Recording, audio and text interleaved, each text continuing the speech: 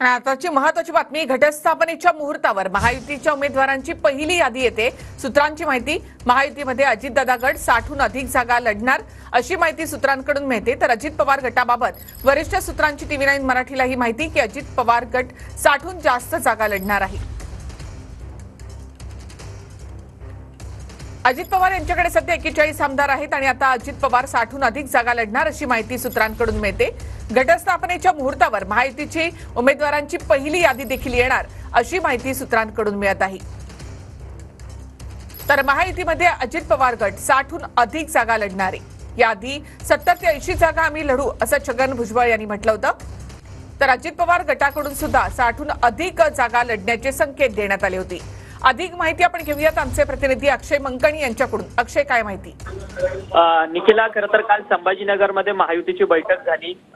केंद्रीय गृहमंत्री अमित शहा यांच्या उपस्थितीत तिन्ही प्रमुख नेत्यांची संपूर्ण बैठक झालेली होती। त्या बैठकीमध्ये महायुतीच्या जागा वाटपावरून संपूर्ण चर्चा करण्यात आली आहे। ज्या पद्धतीने आता आगामी काही काळातच विधानसभेच्या राज्याच्या निवडणुका आहेत आणि त्यापूर्वीच महायुतीमधला जागा वाटपाचा तिढा हा महायुतीच्या नेत्यांना सोडवणं क्रमप्राप्त आहे। त्यामुळे काल ही संपूर्ण अत्यंत महत्त्वाची बैठक झाली। त्या बैठकीमध्ये विद्यमान आमदार ज्या ज्या पक्षाचे आहेत त्या पक्षाला त्या मतदारसंघातून संधी मिळेल आणि त्यासोबतच राष्ट्रवादी काँग्रेस अजित पवार यांच्या पक्षाला 60हून अधिक जागांवर निवडणुका लढण्याची संधी जी आहे या विधानसभेच्या निवडणुकीमध्ये महायुतीमध्ये मिळण्याची शक्यता आहे। आणि त्यासोबतच घटस्थापनेच्या दिवशी अर्थातच नवरात्रीच्या पहिल्याच दिवशी महायुतीची या विधानसभेच्या निवडणुकीच्या संदर्भात उमेदवारांची पहिली यादी जी आहे ती देखील जाहीर होण्याची शक्यता आहे।